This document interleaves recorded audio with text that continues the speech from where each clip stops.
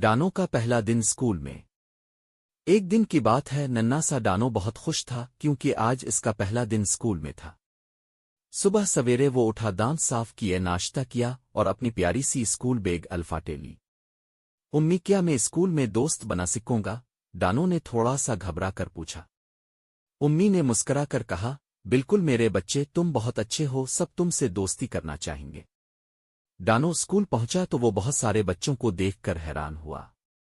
سب نئے نئے لگ رہے تھے۔ کسی نے اس کی طرف دیکھا، کسی نے ہاتھ ہلایا اور ایک چھوٹے سے خرگوش نے آ کر کہا، ہیلو، میرا نام بنی ہے، تمہارا کیا ہے؟